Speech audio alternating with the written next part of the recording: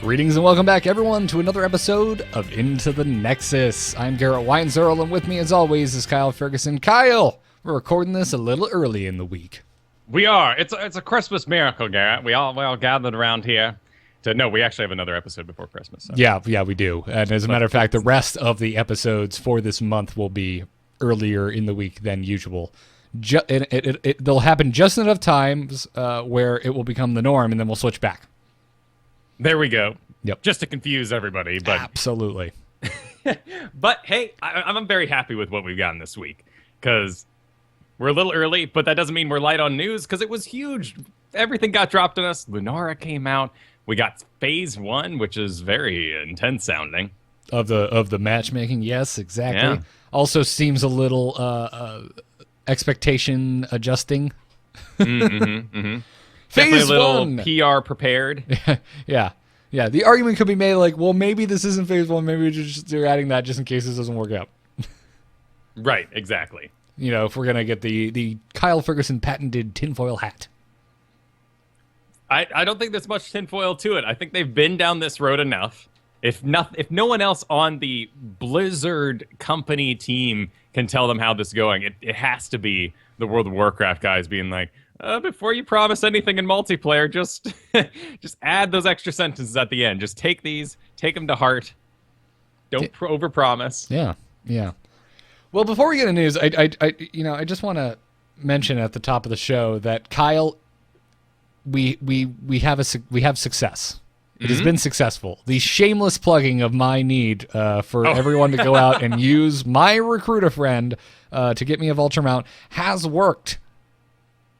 That thing is big and loud. I'm only just starting to see it now. I love it, and the third tint looks amazing.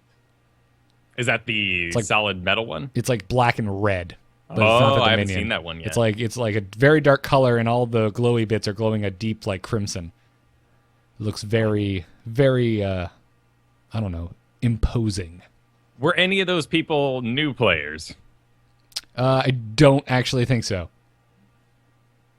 Fair enough. Did any of them have the name Smurf as any part of Yes, their name? as a matter of fact. One was just named, cleverly enough, Garrett Smurf. Oh, very nice. Well, that's kind of them. Yes. So to everyone out there, all of which I'm pretty sure were Smurf accounts, maybe one of them was a new one. I don't know. But thank you guys for abusing the system for my benefit. So far, I've had one known Smurf and one actual real returning person to the game, my friend Dan, who basically emailed me and was like, hey, I enjoyed the game but never bought anything. Can I get that sick Sylvanas? Nice. Well, at least you got one legitimate sign up. Right? That should make you feel good. It's spreading. Because I feel kind of terrible, I'll tell you, to be honest. I could have the vulture was exciting, but now we're getting a look at what seems to be a giant robot motorcycle, and the vulture is kind of on the back burner now. I disagree. I want the actual vulture from StarCraft. I don't care about a shinier robot motorcycle thing. So fair enough. Maybe it's just who's on the motorcycle that I'm most excited about. Maybe. We'll talk about that in a bit. As a matter of fact, why don't we start our journey through the many pieces of Heroes of the Storm news. We're on, boys! Ha-ha! Let's liven up this place! Put me to the stage. Click the play button, and let's get started. Just want to remind folks, head on over to our subreddit at itncast.reddit.com. Obviously, the big news to talk about this week, Kyle, it's Lunara. Tuesday came, and with it came a giant patch with no warning. We didn't have Lunara on the public test realm. Yeah, they've said as much, though, Just that they will no blindside. longer be promising any days just in case. Yeah, well, I understand not promising days, but that they mentioned that, hey, we're just going to skip the public testing of some heroes randomly with no warning. That's a good point. Yeah, we did skip that. We didn't even hang out there for a week. Lunara was good to go. We know that she spent like an extra 2 weeks in the computer games getting some more balance changes, and she does control a bit differently she did out on the floor. In fact, as far as I remember, there was no notification of how many stacks of poison you actually had on people. That interface is entirely new since BlizzCon. Yeah, and it is really good, and it's incredibly useful information to have. because her whole jam, her trait, the thing that makes her special. Well, there's actually quite a few things that make her special, but I would argue the number one thing that kind of defines Lunara is her trait, Nature's Toxin. And basically, anytime you damage anyone for any reason, you apply poison to them. And it actually can stack up to 3 times. Right, not in more damage, though, just in duration. Exactly. 3 stacks will give you 9 seconds. 1 stack gives you 3 seconds. And 2 stacks gives you 6, because math. Yes. But that's important to know. And it doesn't sort of spiral her out of control, nor does it require her to constantly be on people in order to be doing maximum damage. You can sort of apply and then run away, which is very important. My favorite part, I mean, regardless of what the hero's up to, if they're good or not, I'm just happy to have a single-player hero because it's puzzle time for Kyle. I love it. I love new heroes, trying to figure him out and get in there, really dig into him. She's got a nice sort of deep warrior voice. I expected something a little more like tee-hee and like, flighty, which was kind of nerve-wracking because we already have that in other MOBAs with the Dryad characters. We also already have that in Brightwing. Brightwing, exactly. Yeah. So it would have been, both are kind of Emerald dreamy, but it would have been a little too much in one area. I'm very happy with like the voice acting on Lunara and just the overall styling, because honestly, she looks kind of creepy, borderline terrifying looking. Like if you saw this coming at you in the damn forest, you wouldn't want to go up and pet it. You'd want to run away in terror. Right. Her picture is more creepy than I think her actual model for once. That's not the case in Lily, but yeah, her actual animation kind of weirds me out when you're selecting her just for, in draft, if you've done that. I haven't done that, but hey, there's people out there doing it right now. You yourself tweeted that you took to Heroes League yesterday like a fool. Terrible. I'm down a whole rank. Wow. Yeah, terrible idea. I need to not do that. Dude, and our teams are like, yeah, Lunara, and I'm just like, are you sure, man? It's like, I got this, and then 9 deaths later, right. Things didn't go well. She's extremely unique among just, despite her abilities, despite, everything they've done to give her a really interesting kit. The way she moves is so darn important, and the fact that anyone would think they could master her well enough to get into Heroes League day 1 is absolutely insane. Like, if we're looking at Raynor, sure, you're carrying over a lot of skills from other games, other MOBAs. Stutter stepping is stupid easy. You use H to when you're running away, you're getting great DPS. Whenever you're retreating, you can easily click exactly who you want because your range and sight are so large. But Lunara has this extremely unique movement where she is gating, Dryad Swiftness. She has no mount, 20% increased movement speed at all times, and she moves in sort of this graphical high speed, low speed jumps from them up and then down. And you basically go to the point that you're moving, and then you fall from your leap.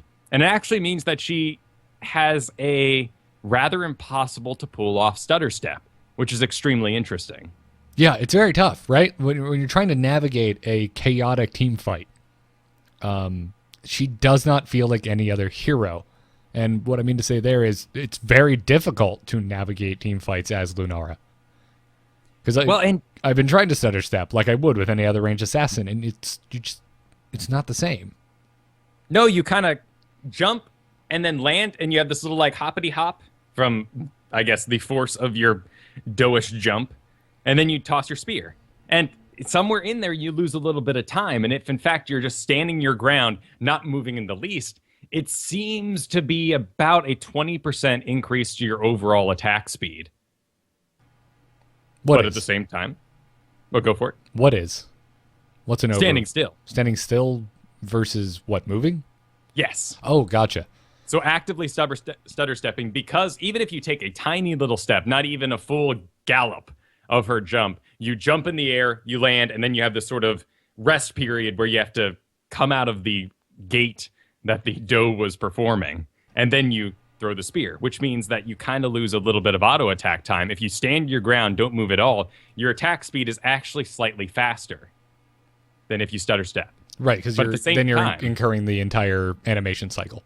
Exactly. At the same time, though, you have this extremely fast acceleration from your initial leap, which means if you're standing in the middle of a Gazlo Bomb, a Blizzard, a Flame Strike, you can get out of it stupid fast, as long as you move in a very, calculated and direct direction. If you click too close, you're going to do the sort of half jump. You're not going to go as far.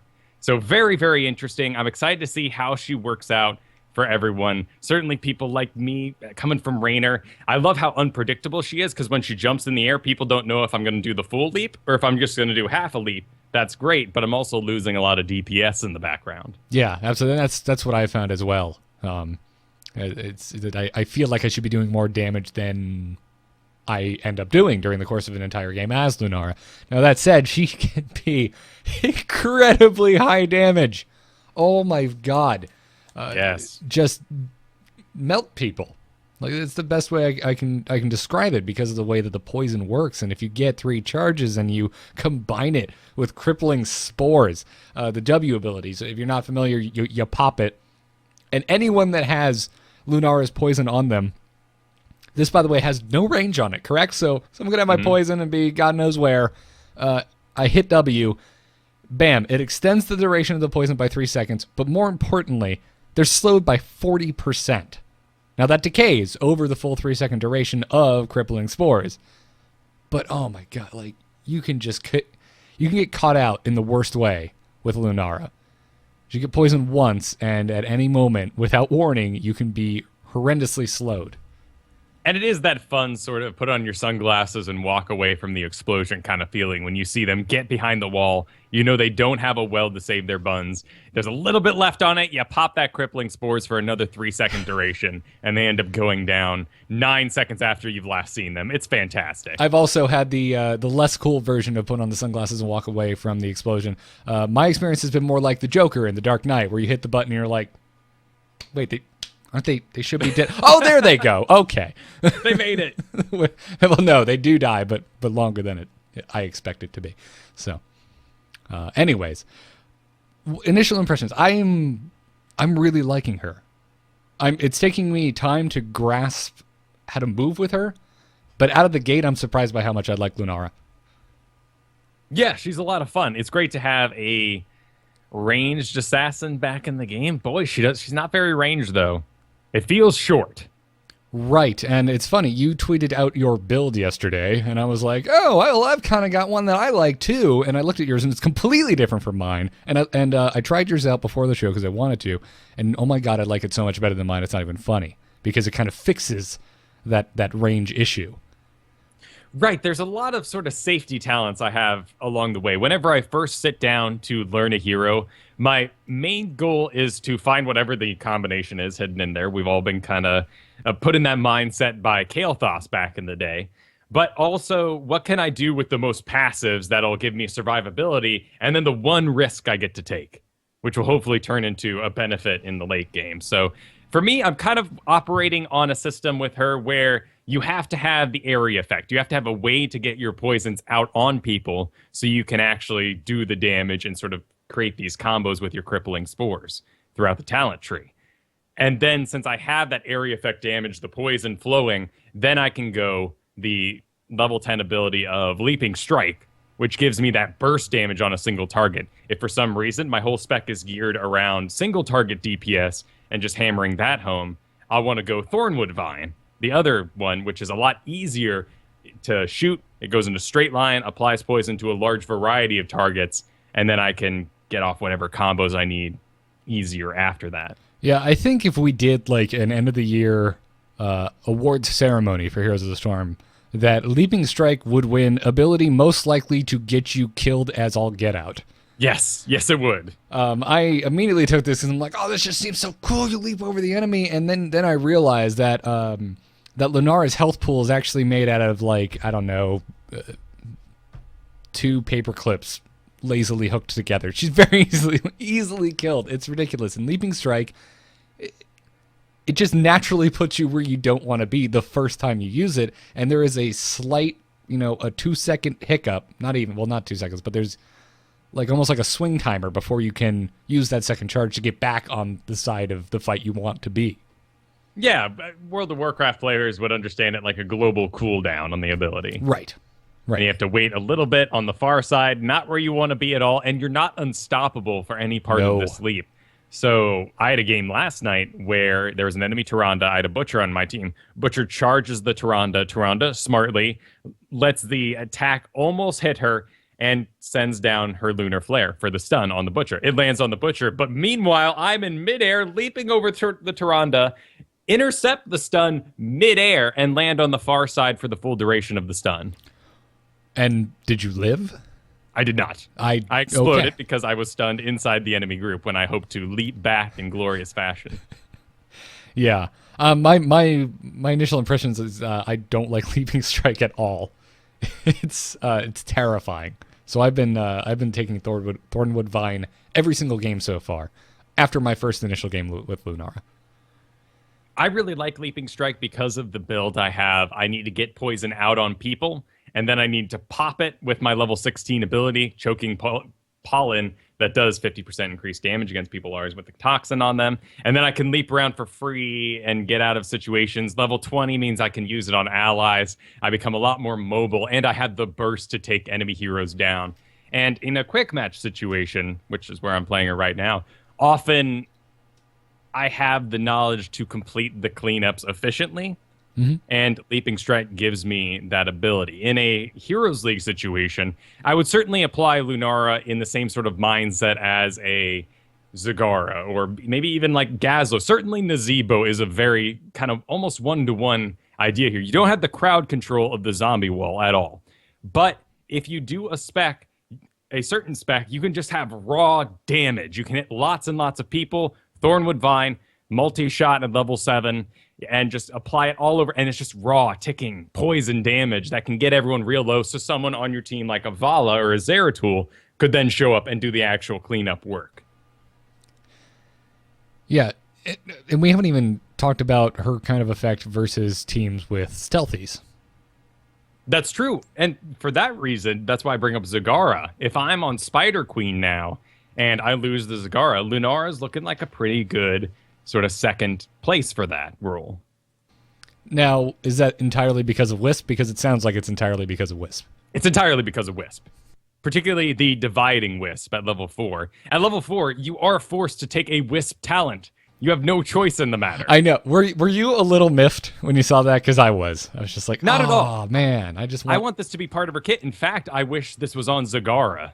Because, yeah. Like you're forced to take a creep tumor talent? Yes, because I want it in people's heads. I play a lot of Zagara these days, and on Fridays I do the replay show, and I get a lot of Zagara replays. People love her. But at this point, I've just kind of had to make the choice of, I'm not going to review your replay if you don't lay your creep, because there's nothing for us to talk about. Other than lay your creep. Lay your creep, and I just want to yell it at the screen all again, and, in sort of my fashion of like, dude, you should be doing this, right? But no, seriously, like, let's get real serious here. Lay your damn creep. Use your Wisp. And it's hard to do, right? It's this cooldown. Some of these talents reduce the cooldown in the background. You're not entirely sure when your Wisp dies across the map. So it's definitely a learning process, even for me. Yeah, I mean, I immediately was drawn to Time Loss Wisp because I'm like, oh, it's going to cost no mana and it recharges 100% faster. I can just be throwing this thing out, and I don't need to think about it. I don't need to think about if I have enough mana to spare and stuff like that. But then I realized that I wasn't really having mana issues with Lunara. So when I went and looked at your build, which had Dividing Wisp, and I actually tried out Dividing Wisp, holy crap, I love it. And you're absolutely right. The inner Zagara player in me was just like, sweet, another hero that I can just bring tons of utility to the team with. But a lot more, I don't know, what would you call it? I guess I would call it burst damage. She's definitely burstier than Zagara. Zagara is all about sustained damage. Well, Zagara has extremely high burst if the character chooses to stand completely still while the Hydralisk is attacking. Yes, but that's almost never the case. Right. So that's why I still kind of, put her in line with Zagara, because if everything goes well and you can get all your stacks off, you can pop the crippling poison. I mean, you can augment this thing to give you 50% increased attack damage for 4 attacks, so it's not even like on a time life there. At 16, you can give yourself basic attack range, which is amazing if you are in a bit of trouble, or you can give yourself attack speed after popping that. There's a lot of great opportunities to really just unleash the burst, but much like Zagara, if they just run away from the Hydralisk, or in this case Lunara, the person, then you're going to be in a bit of trouble. Yeah. I was really drawn to Invigorating Spores at first, which is the attack speed increase when you pop the W. But again, after I was looking at yours and tried the basic attack range increase, it makes Lunara so much safer to play. You feel like you can engage in so many more fights that you might be trepidatious of engaging in otherwise. I'm curious to see how Lunara pans out. Is she going to be... Are the builds that are going to be really popular the ones that increase her range that make her safer, or is everyone going to take the slightly higher damage route and just get really good at fighting with her a little closer? I'm curious, because when you watch the original trailer, when they unveiled her at BlizzCon, I don't know what kind of vibe you got, but I was like, oh, this is high mobility. It looks like she's going to be able to escape from a lot, and really, she's not great at that. The only way you stay alive is by not getting too close to the fight in the first place. Because if you're in the fight and you're trying to run away, you get stunned just like anyone else, and she doesn't have something like a vault like a Vala would have. Until later on you get a speed boost at 20. At 20 you can get a speed boost. But for the duration of the game, you can't depend on that. It's going to be a long time till you get there, and you might not even get there. I'm very excited to see the pro scene get a hold of her, of course, as with any hero, but Leaping Strike Divine Shield sounds like an absolute awesome time.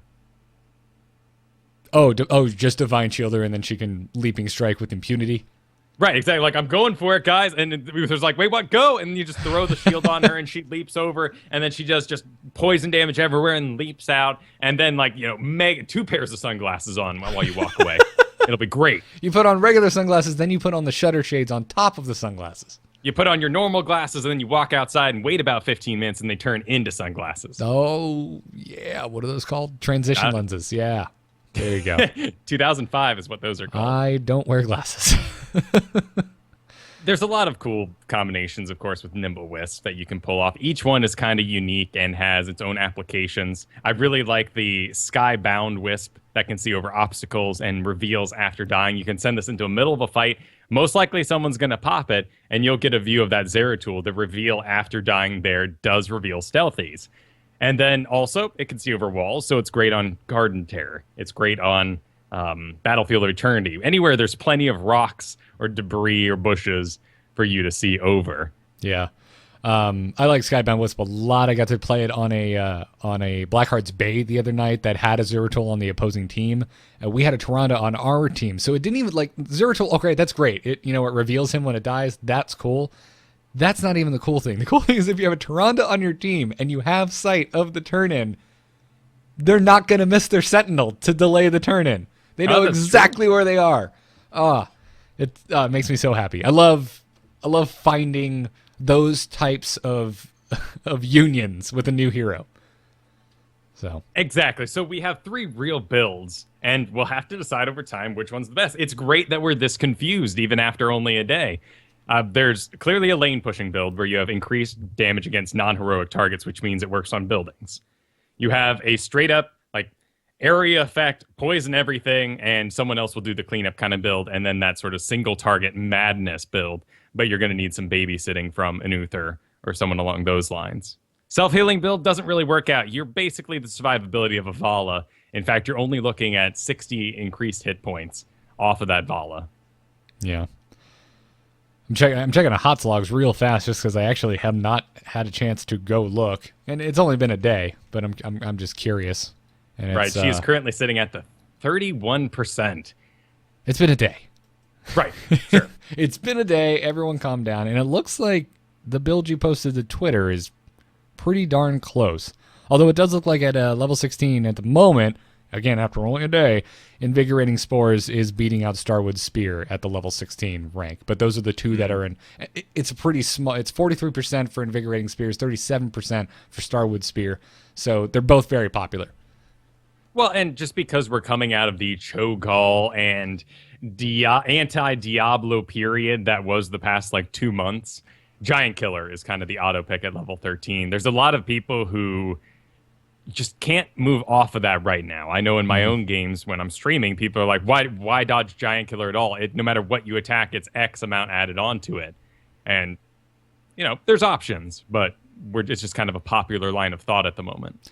Yeah. And on HOTS logs, yeah, it's almost a dead even split between Unfair Advantage, Giant Killer, and Greater Spell Shield. They're within 2% of one another. It's important to note too that this is only Heroes League, so these are all fools who have chosen to, take it into Heroes League in order to make this 31%. So shame on you, I guess. But and also important to note that no one is taking, at least none of these win percentages, which are, not many, but no one's taking the Dispel that you can get at level 20 right now. Abolish Magic, where you remove stuns, roots, silences, slows, and damage over time effects for yourself and an ally. It kind of works like Tyranda's Heal. You never want to cast it on just yourself. Gotta say, by the way, it's pretty nice in quick match right now if you're playing Lunara, because you're going to be playing against another Lunara. Exactly. Or, Kael'thas is always around looking for some living bombs. I'm not a big fan of the talent just from learning her position, because that completely changes my outlook with Uther. If I'm not auto-attacking anything, I'm holding out for that sweet cleanse. I'm not really, hurting my team by being vigilant there. Yeah. If I all of a sudden come level 20, one of our main assassin heroes suddenly diverts half their attention to playing the support game, things don't go so well. Yeah. Any closing thoughts on Lunara? I'm pretty happy. I'm excited to see where she goes. Want to move into patch changes? Yeah, sounds good to me. Cool. Well, there were a couple. It was pretty small on the balance tweak side of things. First up is Tassadar. His plasma shield can now be cast on allies inside the Hall of Storms. Not super important. It's nice though, because no heal can land inside the Hall of Storms. In fact, they even took the time to make sure that Gazlo cannot collect scrap in the Hall of Storms, which, would be a little cheating. Whenever you get scrap, it reduces your cooldowns. Right. Which means if I was a clever Gazla, and I've tried before, sit there, just getting all my cooldowns. Cooldown, for free. So now you can get Tassadar shields off, and since you can talent those to last forever as a certain percentile of the shield, you can actually hang out there and get everyone all shielded up before you head out. Well, that's just a good quality of life change for Tassadar overall. If that's the case, he gets basically played like Symmetra at that point from Overwatch. That's a great comparison. Yeah. By the way, I get to make intelligent comparisons to Overwatch, and also I can't play it right now, so I'm losing my mind. Bring it back. God, jeez, it's really, we all get a week out for Christmas, and you take it away. What's wrong with you? I know. Everyone else listening right now is just like, we're not in the beta. Shut the hell up, Garrett. Right, I didn't even get to play it. And I didn't want to watch people play it because I didn't get to play it. Shut up. I know that feel. I know that Hey, feel. here and Here's the Storm, we all got to wait around for Greymane. It's looking like January. Yep. Whoa. Not a 2015 hero.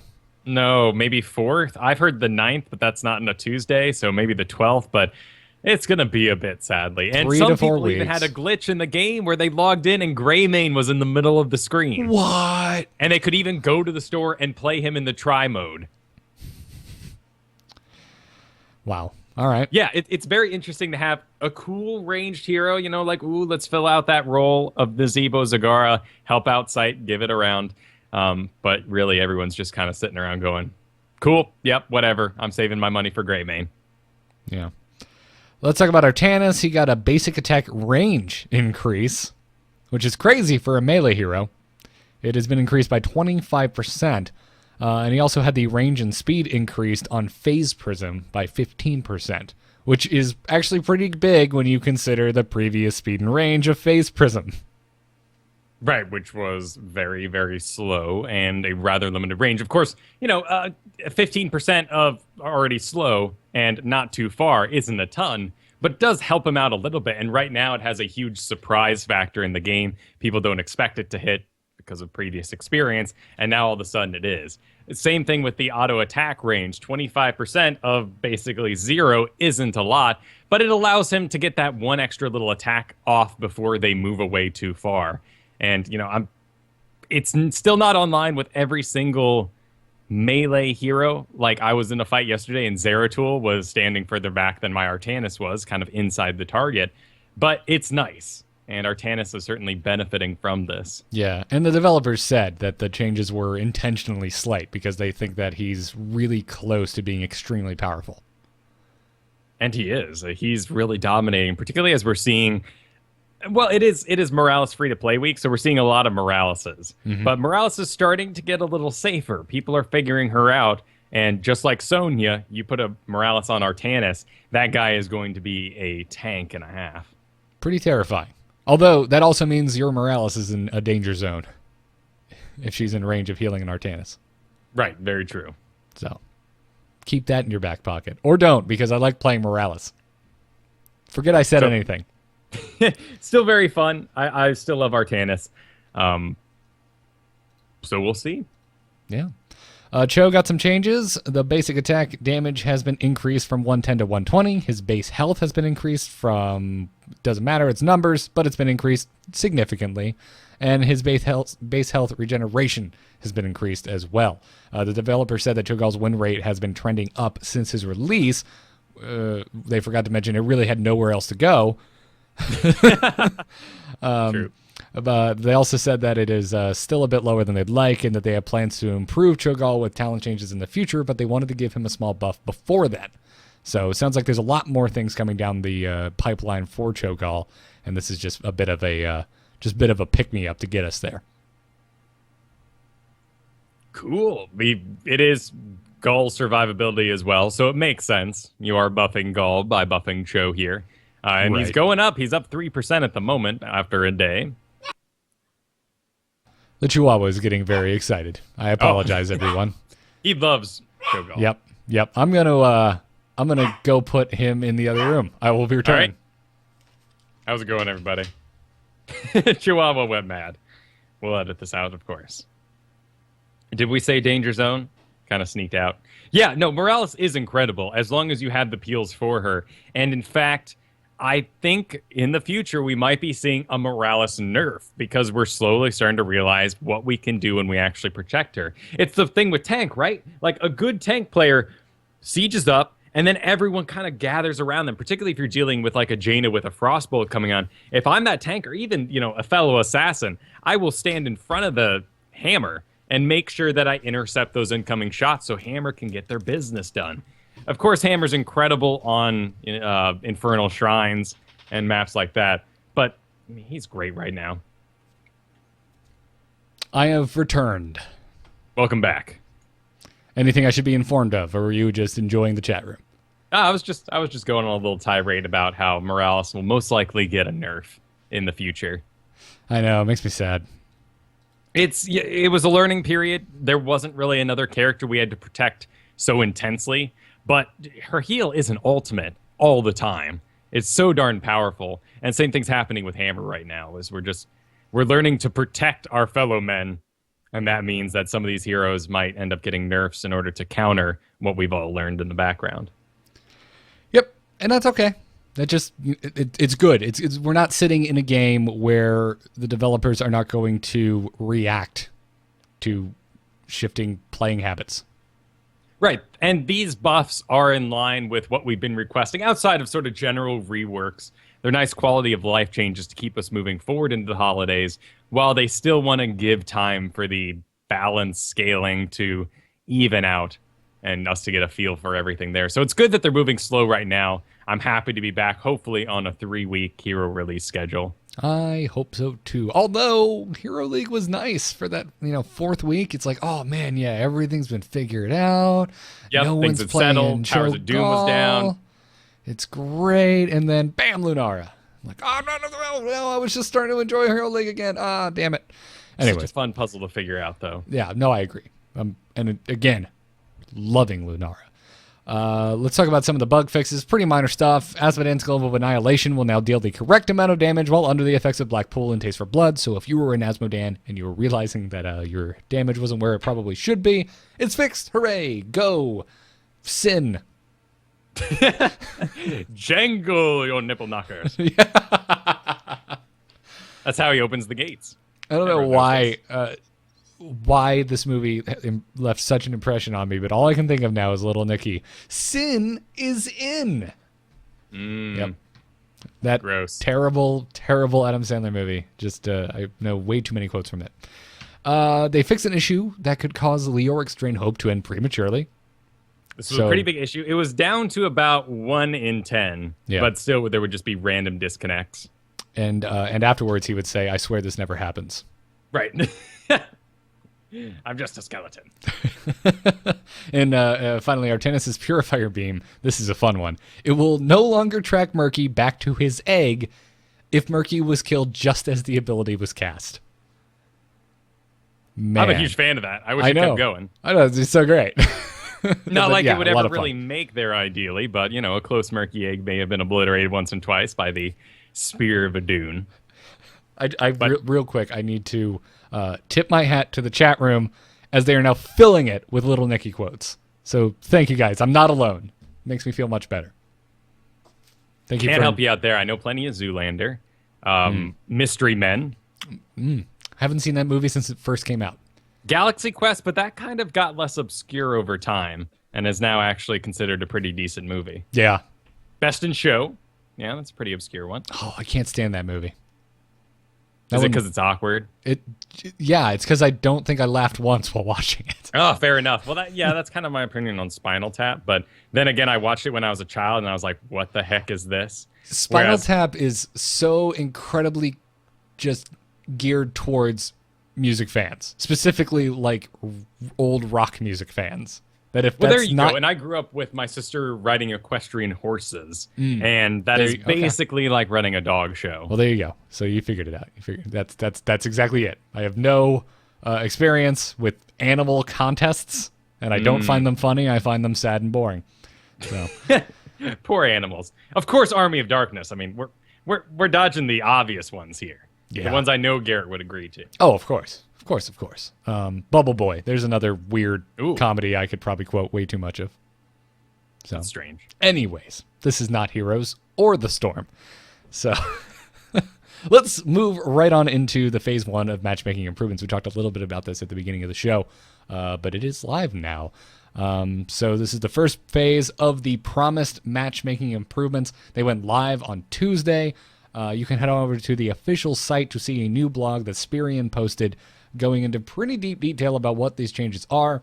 We'll talk about some of the highlights right now. He even mentioned that when Heroes of the Storm matchmaking was originally implemented, that it was based on the system they used for StarCraft 2. And that basically, hey guys, that works really good for a game centered on 1v1 play.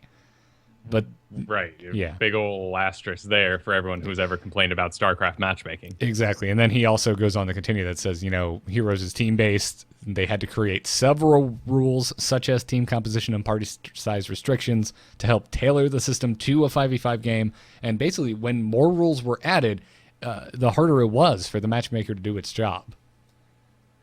Right, and they put a ton of priority on making quick matches, which seems odd to a lot of us, particularly when, at least in my boat, whenever I buy a multiplayer game on Steam, I'm saying I'm going to play this for maybe 2 weeks while it's popular, because after that, the servers will fall apart, become over-customized, or locked down because people have their friends now. Whereas when I buy a Blizzard game, I'm going to wait all day for my matchmaking to come, because I know it'll be good. Yeah, exactly. And I don't have to get on a server or have some mod or some map downloaded because some dude made it. And it's a very unique issue with a Blizzard game, right? Like, for me, I look at it and I'm like, well, why couldn't you guys just model it after existing MOBAs? Because there's plenty of them out there, and a lot of them are doing a pretty good job at this. And usually, I never feel like Blizzard develops something in a bubble on purpose and tries to be different just for the sake of being different. But that's kind of what it feels like was happening here. It's very similar to my reaction to anything Nintendo's ever made that had an online component. It's like, why didn't you just look at an Xbox or a PlayStation, guys? Clearly you didn't. And I've never had that experience with a Blizzard game before. Right, like I know the pixels on a TV come together to make color that then projects in my eyes and those absorb the color, but I don't need to know that. Like, you're the TV maker, make it work. Right. Now, I would disagree because I find it very interesting as to why things panned out the way it was, and I really enjoyed Spirian's post. But yeah, I'm in the same. I think you and I are basically, to cut it all short, from the get-go, Kyle and I have been sitting here scratching our heads wondering why in God's name is the length of the queue considered a higher priority than the quality of the match. Well, and we can look at the sort of on-release word choices that Blizzard makes sometimes. My favorite one was the release of Diablo 3. And Chris Metzen gets up there and he's like, guys, you're going to love it. Take your time. And I'm like, what the hell is he talking about? No one's going to take their time. I'm going to grind this sucker out. And then we beat the campaign in like 3 hours, and we're all sitting like, oh, I guess we should have I guess we should have taken our time. So, and then they come out with Heroes of the Storm, and Dustin Browder keeps saying things like, guys, this game is amazing. It's going to be great. Play with your friends. And we're all sitting around like, well, okay, sure, but I'm also going to play it by myself. And they're like, well, hang on there. Yes, and chat room, by the way, is getting in on the discussion, and they're saying, listen, the short queue times, it's a selling point. You know, comparing it to the Omega 68 is saying compare it to the individual match of Dota 2 or League of Legends and what a time sink it is. And I agree with you to a point, but in those games, we're already waiting a long time to get into a match that's a long match. Heroes already has the short game length down. I don't think we also need a short queue time. Personally, I would rather wait longer and play a better game. Right, and it does make sense, too, that for beta, alpha, they may have just thrown the switch and cranked it up and said, we just want to get raw data, go, go, go, guys. We don't really care what your matchmaking is. So it's good that we're addressing this on the new year. Actually, the game has really only been officially released for about 7 months, which is bizarre for a lot of us who remember this time last year when we were still playing around with a brand new Zagara in the alpha. Yeah, kind of nuts. Wow, really? Was it Zagara was this time last year? Yeah, I think it was November. Was it last time? Oh, wait, have we been doing this for 2 years? No. Because only episode 81, one episode a week, 52 weeks in a year, give or take 3 to 4 missed weeks in a year. Okay, so about a year and a half. Yeah. Garrett does math. Anyways, I'm glad that they're making these changes. Apparently, during the last couple of months, they had an extensive internal testing where they completely reworked the matchmaking system to build a brand new system that was tailor-made for Heroes of the Storm. And like everything I'm excited being added, anything that's added to this game that I'm excited about, my reaction is, why did it take so long? Right. And, what can you do? Like I said, that's kind of a compliment. Anyways, they focused on a few things in this post. The first step was creating high-quality matches. They said that the matchmaker is now going to more effectively group you with allies and opponents that have very similar matchmaking ratings. This is what we refer to as MMR, guys, if you're newer to the show. So it's going to be a lot closer to your own MMR. They're going to create games that are significantly more fair for both sides. It's going to affect ranked play. They said that you may notice that all players in your hero and team league are much closer in terms of ranking. So still no talk about possibly making our MMR a public number that we can see, but they did note here that the people you're playing with should be closer in rank, which is good because that was one of the most obvious things. And as a matter of fact, as we move through these bullet points, transparency seems to be a huge emphasis in these changes. Right. But that makes sense because we don't know what the mystery is, why these teams were coming together. We could make assumptions, of course. If I see a rank 3 and a 17 in my game and everyone else is rank 1s, I'm going, wait a minute here. I think these guys are buddies. And now we know for sure. They actually include a symbol on the load-up screen that tells you who's partied together. And you don't need more than 4 colors because that's the most you can have. 4 sets of 2, and then 1 dude out. And it gives you an idea of maybe that support might be a little more married for no real apparent reason to that Tychus and won't take care of you as the thrall. Yeah, which is important information to have in a game like this. Exactly. So, queues and wait times. Let's talk about those a little bit because those got changed up. Previously the queue system would just find you a game after 10 minutes. If you've been in a queue for over 10 minutes, it would kind of throw its attempt to get you a balanced match out the window to just get you a match quickly. That's now gone. The primary focus, they said, on the new matchmaking system is to give you the most evenly matched game that it can.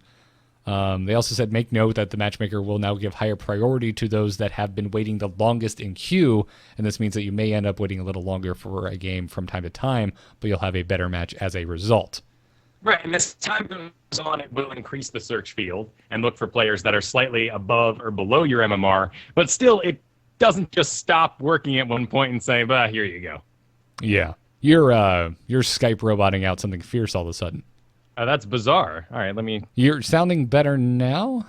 Okay, I look like I had a power surge. Ah. I think kind of flashed in the room, so I think maybe that was just an internet hiccup. Nah, Be good to go. That would explain it. You sound fine. Excellent. Cool.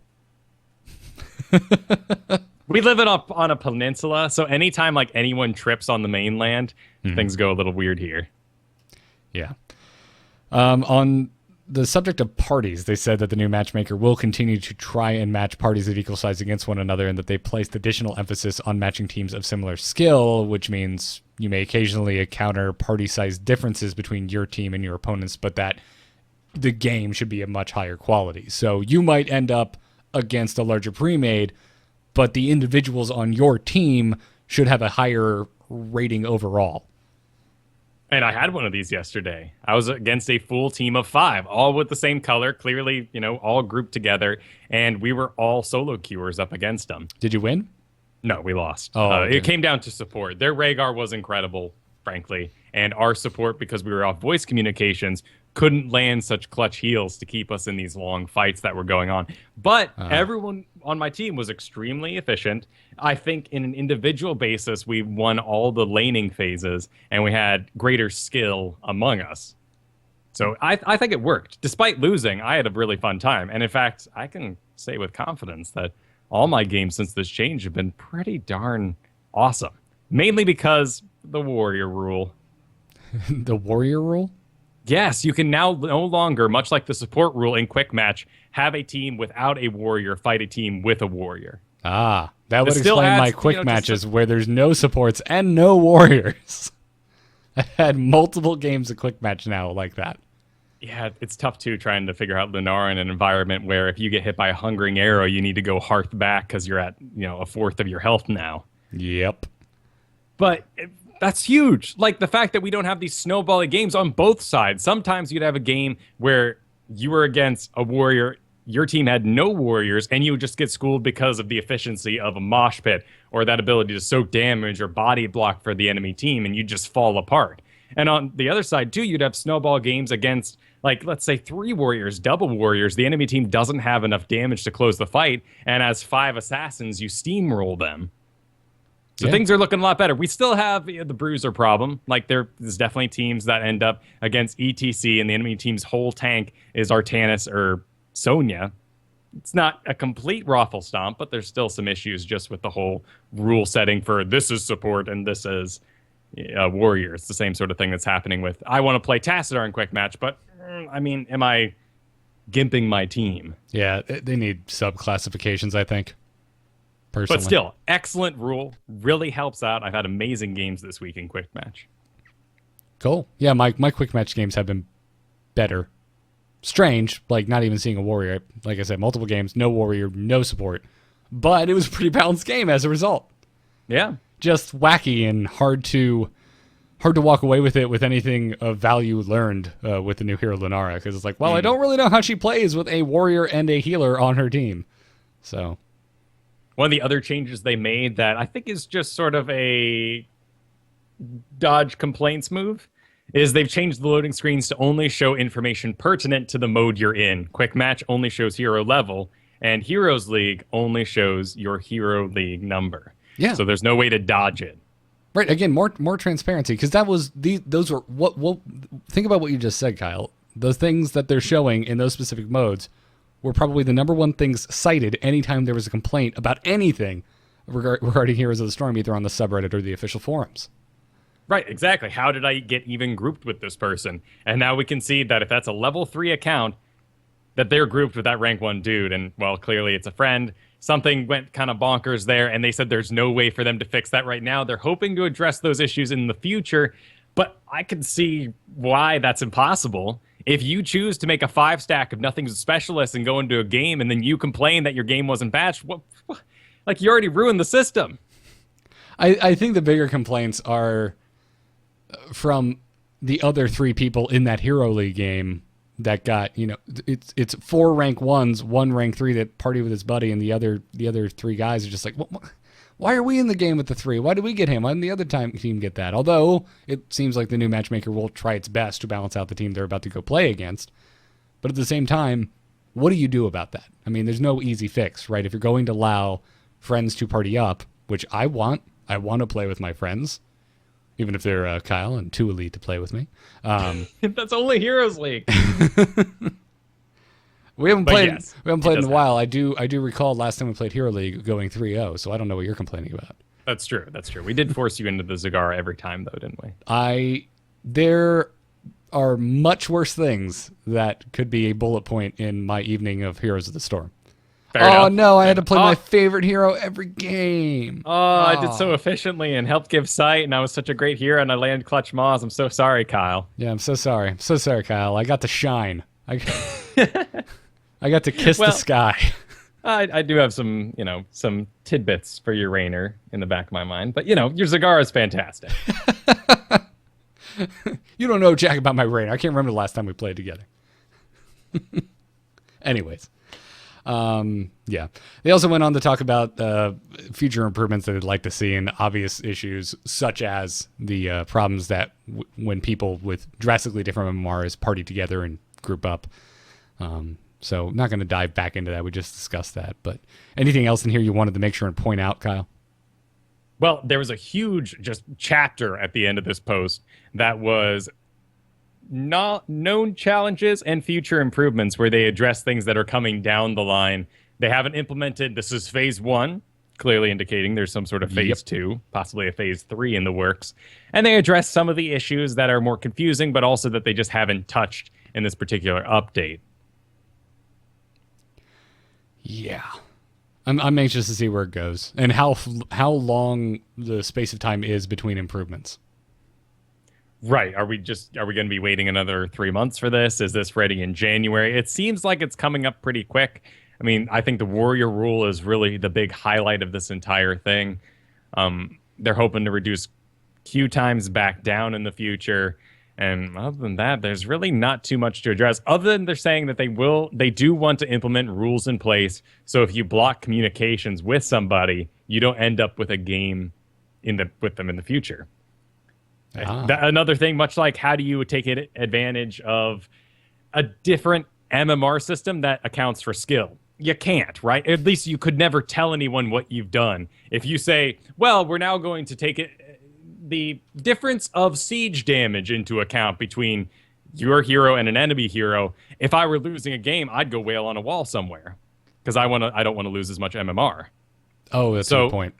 And if we did something with block communication where we never play with those dudes, I could block communication on people that I think are bad and I never want to play with again, just to avoid them, despite them being the nicest person on Earth. Is that a bad thing, though? What, that we block people you don't want to play with? It limits the matchmaking for sure. Is this peeling back the curtains on my character as a human being too much? If I say that doesn't seem like a terrible thing. Like the guy that picked Lunara and basically fed. I'm not saying he's the worst person in the world, but maybe I don't want to play with him. Yeah, fair enough. Rating systems would be great as if we finished the match and it was like, hey, how did you enjoy playing with X character? And you could say yes or no. That might be good for their terms of balancing and just general feel of the game. But at the same time, I've been in airports and they have those darn stands with no cables running out of them where you can rate the cleanliness of the bathroom. And I think those are just placebos. Yeah, no, I'm with you there. So, well, let's talk about some more fun stuff, shall we? Because Winter Veil has made its way into Heroes of the Storm, and if you haven't noticed, well, you don't. I was going to say you haven't destroyed a core, but actually, it doesn't matter. Just go play a game, because if you lose or win, some very festive things happen when the cores are destroyed, and it just brings a ho-ho and snowmen, a bunch of snowmen, the treasure goblin, and possibly the treasure goblin in a sleigh. So Winter Veil has come. There's a free Winter Veil treasure goblin mount. So it's very similar to the treasure goblin mount that you could buy with gold during the Diablo event, but it's as Christmas can be, especially something so ugly. And you just have to log in. You log in and you get it if you log in during the Winter Veil event. We also got some new skins. We've got a Great Father Winter Stitches, which is terrifying. Yeah, it's the stuff pretty of nightmares. Awesome, though. It's the stuff. It's great. Yeah, they kept the essence. His pants are still hanging down in the back, but I love the electrical cord that he throws out for his hook, the tree in his offhand, the jingle bell on his hat, his rosy nose and his teeth made of candy canes. It's horrifying. It's the stuff of nightmares, but it's great. But really, I mean, more horrifying is what they've done to poor Sylvanas. Yeah, Sugar Plum Sylvanas. She looks adorable. She doesn't look like Sylvanas. She does not look like she's happy at all. No, but, pain is her only torment and all that sort of thing. I mean, do you not love it, though? There's a black version that's the final skin tint, which is totally Tim Burton. Yes, no, I do. I've been seriously considering getting it. So, well, you should, because all these new skins came out and the sale's still going on. Like Lunara came out. I got Lunara for half off. She was part of the sale. It was fantastic. Unexpected, I guess. Yeah, I was like, oh, there's no way she's going to be on sale. I'm like, oh, I can pick her up for $4? Yes, done, sold. I was really tempted to get her armor skin. It's pretty darn sweet. It kind of sleeks out the character. Kind of draws a lot of attention to the dough butt. A little bit, yeah. I don't like it nearly as much as her regular skin. Well, and the winter skin is just beautiful. The white one you can get at the very end. I like all the random stuff in her hair, and that all goes away in the armored skin as well. Yeah, and the horns are interesting, the master skin. Oh, I love the master skin, man. She's got like a big old piece of bark just chilling on her butt. I like it. I don't know why, but I like it. It's just, terrifying woodland nymph. And last week we actually told you guys to hold off on buying Zagara, if you listened to the call-in episode anyway, because that information came out Friday morning. And now she's 4,000 gold. Yep, no excuse not to have Zagara now. It's objective, guys. She is the best hero in Heroes of the Storm. Take it from me. She's fantastic. Her win rate is amazing. She's the 4th hero in win rates right now, and you need her for Spider Queen. Get her. Blackheart's Bay if you're in lower leagues too, and people don't know to clean up your creep. Get her. Yep. Or don't, so that there's less people trying to take Zagara away from me in Heroes League. Right. That sounds good too. Yes, that's totally fine. Totally fine. It's fine. We got some special event quests, very much like the Diablo Treasure Goblin quest or the Cho'Gall quest. If you play 15 games during Winter Veil, you get a free 4-day stim pack. If you play 50 games during Winter Veil, you get a free 10-day stim pack. So go get those free stim packs by playing a ton of games to get a stim pack that will want to make you play a ton of more games. Sounds good to me. It is the holidays after all. I am okay with this, especially with Overwatch being gone right now. So tempted too with the play 50 games to go for the top 200. Well, go. What are you waiting for? I might. Well, the holidays, of course, are going to take a big old stinker right in the middle of playtime. But I'm hoping for next month that we can get some sort of stream thing to getting going, and maybe I'll go for that top 200 list then. There's no way for you to see your progression towards it, right? You just have to play 50 games within a month and hope that you did well enough? Right. Have a great MMR and then make sure I do all 50 games in Heroes League. Right. Well, we'll see. I'll be rooting for you. Although I don't want you to do that because then you're going to want to play games with me even less. My MMR, Garrett. But you didn't lose your rank 1? Damn it. My MMR. It is a bit sad. Like, that's what I have to work on right now. And it's fun. It's not the joys of ranking up by any means, because that's a really visual, achievable put-twing and lights fly out of the rank goal. But I have been very excited to get myself above 3,000 MMR, which is low for rank 1s, kind of highlighting the problem of the system a bit. Yeah.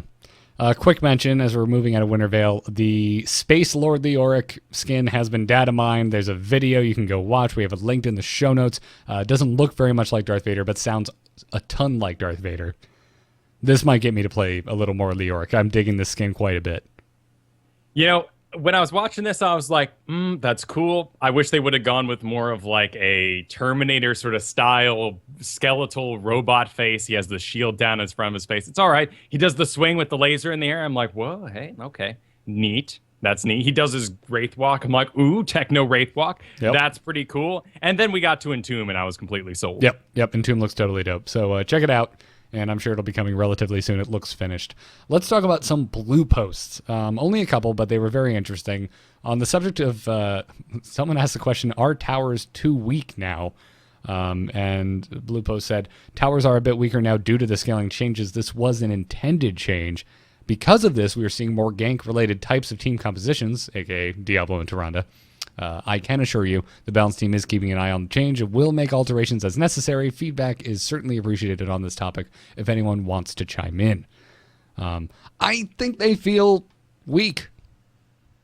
They honestly. do. A little I've too been weak. able to pull off some fantastic things with my tanks, particularly Diablo here. I can just walk in those tower range, survive it, get really deep, body block at level 1 as they try to escape. It's been a bit ridiculous, but one of the things that really draws out games and makes them so frustrating in other MOBAs are these stupid, powerful towers.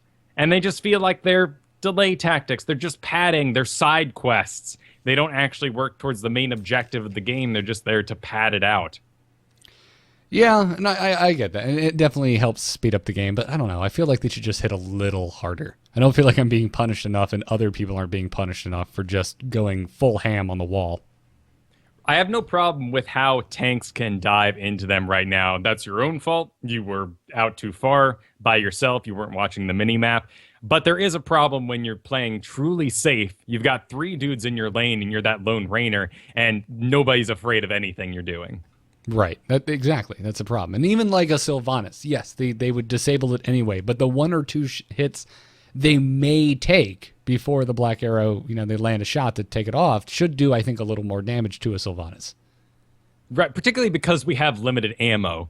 That should inform more power in those particular things. If you buy a one-use item, it should be more powerful than a passive ability. Right.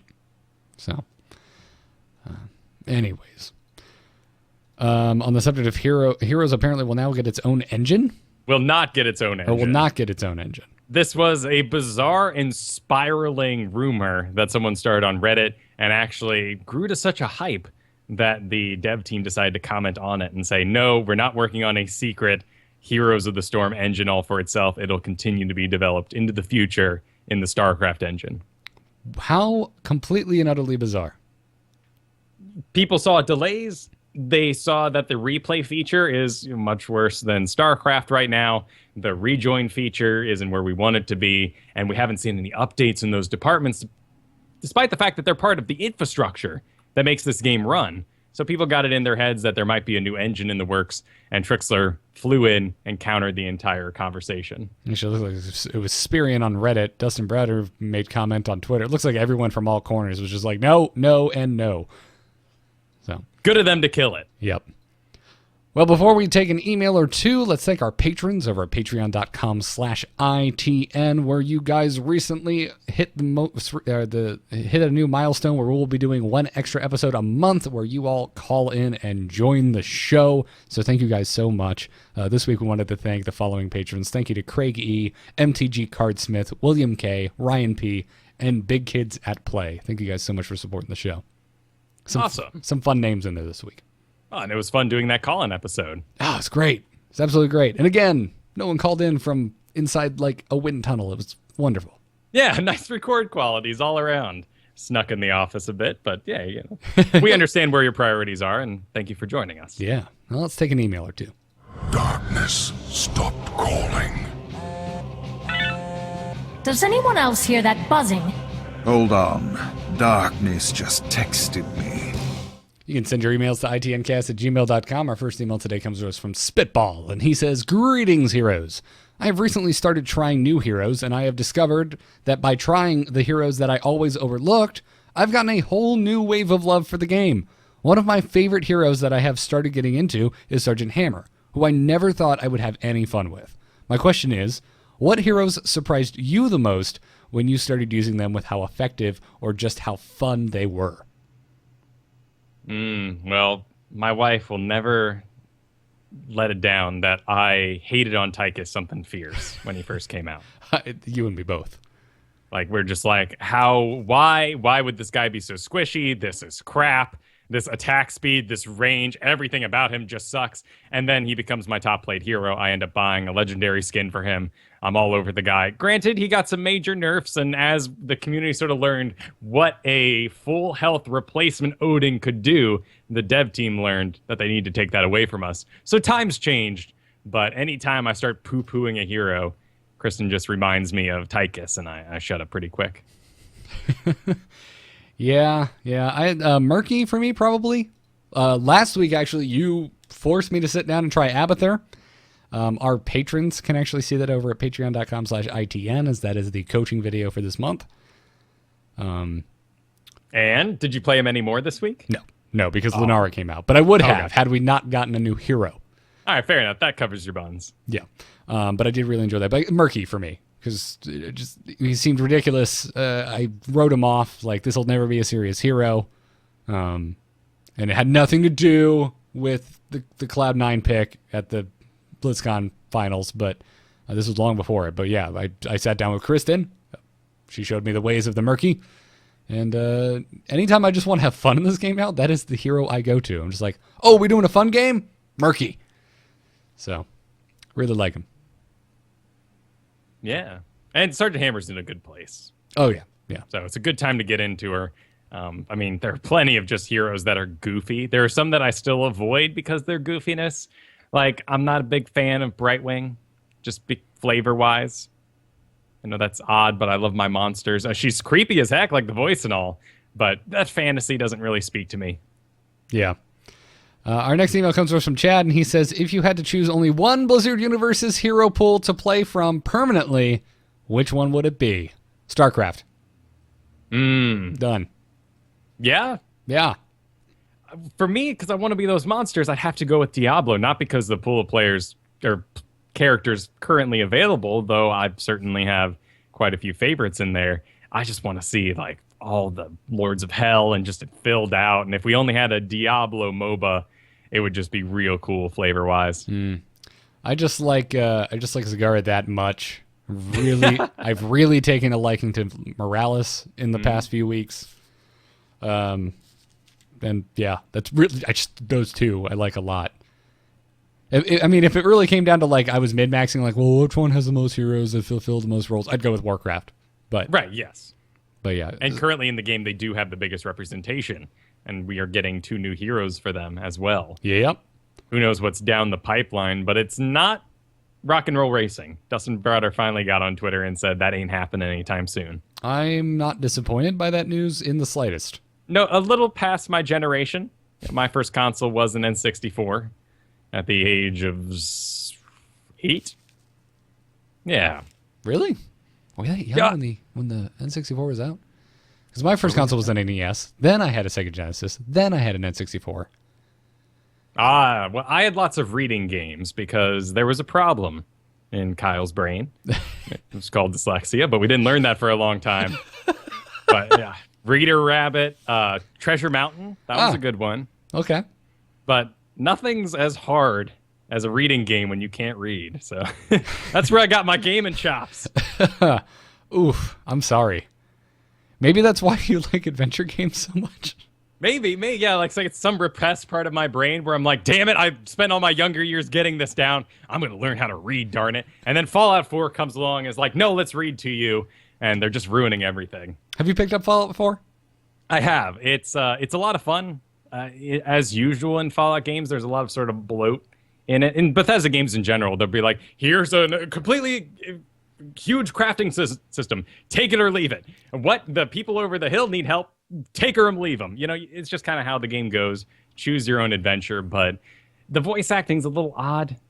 Just coming from a game I've spent so much time pretending to be me and not really investing in the main character story too much. For him to like fly off the handle and be like, where is he? And I'm like, whoa, I meant to say that kind of casually. Like, hey, I'm kind of looking for my lost persons. Have you installed installed the mod that like it changes what the option is to what you actually say? Because I've seen that complaint all around. Disappointing. What? Really? Yeah, because that mod actually causes you to realize how few options there are in the game. It's a lot like playing Mass Effect for a second time. You go through and you're like, man, I made so many choices. But then you realize that everything kind of looped around to the same locations so that the story could actually continue in a succinct fashion. And you're like, oh, so it really didn't matter if I killed the Arachnite Queen. Thanks, or BioWare. That's why you should go play The Witcher, because that thing can branch off in so many crazy directions. Well, and it's more single-player based, right? I mean, Right. Sure, you have, like, maybe... There's nothing that loads from a previous game, is my understanding. No, you can bring in your save from Witcher 2 into Witcher 3. Right, and by the time you got into Mass Effect 3, there were a lot of options and loose ends they had to tie up, and it all kind of fell apart. Particularly because they went with that sort of heady sci-fi ending, which so many of those go for in the end. Yep, it was lame. But I've been enjoying it. It's relaxing. It's just the crafting system's a little too intense for me. Like a pencil is worth 1 wood, and you need wood to build houses. So you wander around like picking up every single pencil you see. I kind of like that about Bethesda games, though.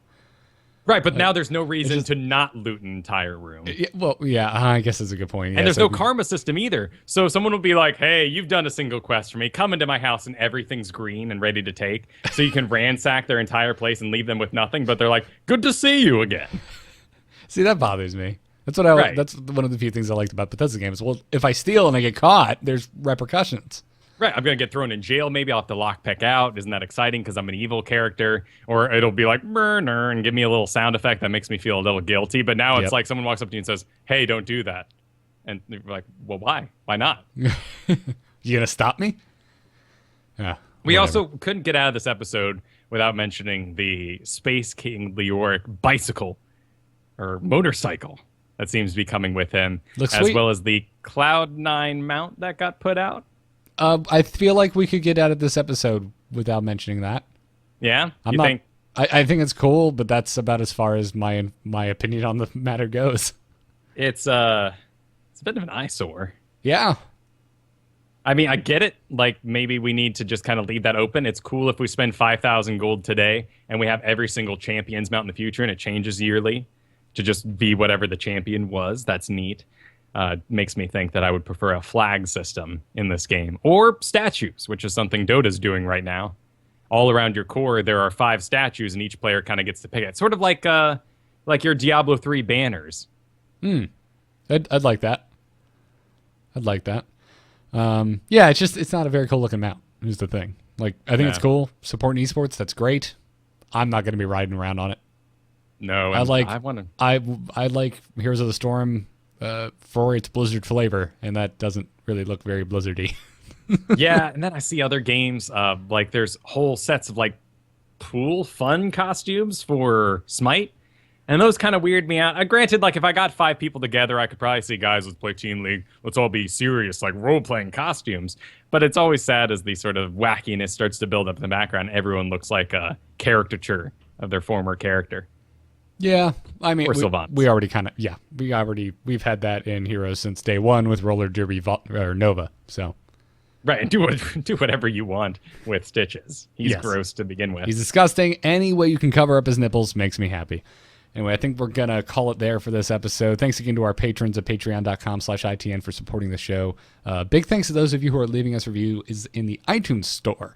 We've actually caught up on thanking everyone, and we're going to catch up again this week. Thank you to Qui-Gon Chim, The Smiling Ghast, Lothan Dakor, and Audaxy. Thank you guys very much for your 5-star reviews, and if you're listening to the show via iTunes, please drop us a review. We'd really appreciate it. As always, Into the Nexus is produced by amove.tv and our Patreon producers Declan H. and Cheesy Bob. You can see more about this and all of the other shows at amove.tv. Our email is itncast@gmail.com. Catch us live on Thursday nights, usually at 8 p.m. Eastern, but we are actually going through the rest of December every Wednesday night at 5 p.m. Eastern time, because Star Wars tomorrow, Christmas after that, and New Year's after that. So see us on Wednesdays, 5 p.m. Oh my goodness. Thank you, chat. I gotta say, for being cool, guys. The spoilers are out on the internet. Don't even put that out there. Don't even put that out there. All right. Don't. Shh. Okay. I didn't even thank them. They are cool guys, though. Shh. They are awesome. Yeah. But it's like Voldemort right now. Don't even mention Star Wars spoilers. Yeah.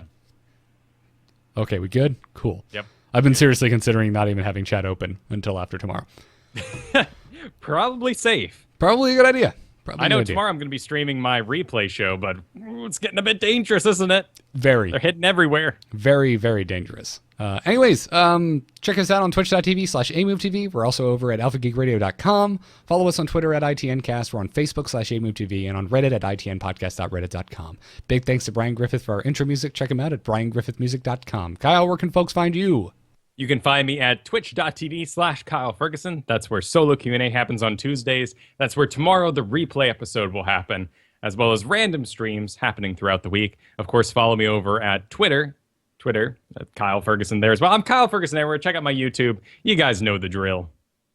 Wonderful. You can find me on Twitter at Garrett Art. I'm on nomoonart.com doing graphic design and jazz. Check my portfolio out there. I'm on the Angry Chicken talking Hearthstone, and I'm on the Angry Nerd talking to myself. Everything's at amove.tv. Just check it out. And just because we aren't running ads at the top anymore doesn't mean these codes aren't any less awesome. Check out doghousesystems.com. The code to use is ITN. It'll get you a 120 gigabyte solid state drive added onto your freaking awesome gaming PC. Have one myself. I love it. And also tweakedaudio.com. Same code, ITN. Gets you 30% off and free shipping on your entire order of noise-reducing earbuds as many damn times as you want to use that code. So they make great stocking stuffers. Check them out, tweakedaudio.com. We thank them for their support. We thank you for listening. See you guys next week, where I will no longer need to hide myself from Star Wars spoilers. But until then, good luck and have fun. Take care.